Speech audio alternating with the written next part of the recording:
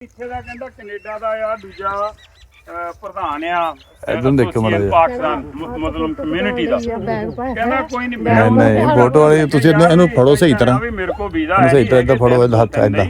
ਤੇ ਉਸ ਤੋਂ ਬਾਅਦ ਟਿਕਟ ਹੋ ਜਾਣੀ ਖਰਾਬ ਤੇ ਅਸੀਂ ਜਾਣਾ ਮੰਗਦੇ ਆ ਉਹ ਕਹਿੰਦਾ ਤੂੰ ਭਰ ਦੇ ਫਾਰਮ ਦਾ ਹੂ ਤੂੰ ਕੋਈ ਨਹੀਂ ਮੈਂ ਤੇਨਾਂ ਜਾ ਕੇ ਕੋਈ ਨਹੀਂ ਵੀਜ਼ਾ ਤੇਰਾ ਲਵਾ ਦੂੰਗਾ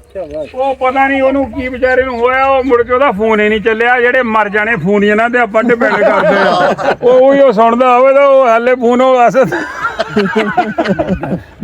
ਮੁੜ ਕੇ ਨਾ ਮੈਂ ਫੇ ਪੰਗਾ ਪੈ ਗਿਆ ਯਾਰ ਕਿੱਧਰ ਨੂੰ ਜਾਈਏ ਤੇ ਉਹ ਪਾਕਿਸਤਾਨ ਦਫ਼ਤਰ ਫੋਨ ਕਰਦੇ ਉਹ ਕਹਿੰਦੇ ਈਮੇਲ ਕਰੋ ਉਹ ਕਰੋ ਉਹ ਮੈਂ ਚੁੰਝ ਜੀ ਮਾਰਦਾ ਨਹੀਂਗਾ ਮੁੜ ਕੇ ਮੈਂ ਇਹਨੂੰ ਕਿਹਾ ਤੂੰ ਮੈਂ ਕਿਹਾ ਪਤਾ ਨਹੀਂ ਕਿਹਾ ਤੂੰ ਯਾਰ ਮੈਨੂੰ ਤੂੰ ਚਿੱਠੀ ਇੱਥੋਂ ਸਟੈਂਪ ਜੀ ਆਪੇ ਹੀ ਲਾ ਕੇ ਭੇਜ ਦੇ ਆ ਰਿਹਾ ਮੈਂ ਕਿਹਾ ਮੈਂ ਇਹੀ ਗੱਡ ਦੇਣੀ ਦੇਖੀ ਇਹਨੇ ਫੇ ਇਹਨੂੰ ਆਪਣੀ ਸਪਾਂਸਰਸ਼ਿਪ ਭੇਜਤੀ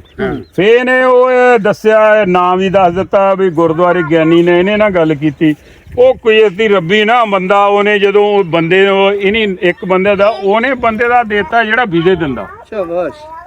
ਤੇ ਉਹਦੇ ਚ ਨਾਸਰ ਵੀ ਇੱਕ ਆਇਆ ਤੇ ਹੋਰ ਰਮਜੀਤ ਕਿਹੜੇ ਸੀ 4 ਜਣੇ ਆਏ ਇਸ ਫਾਈਲ ਦੇ ਵਿੱਚ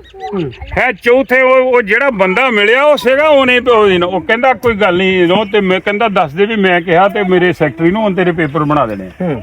ਉਹਨੇ ਉਹਨੂੰ ਦਿੱਤੇ ਪੇਪਰ ਉਹਨੇ ਉਹ ਇੱਕ ਉਹਦਾ ਕਿਹਾ ਉਹਨੇ ਸਾਡਾ 2-2.5 ਘੰਟੇ ਦੇਖੋ ਲਵਾ ਕੇ ਨਾ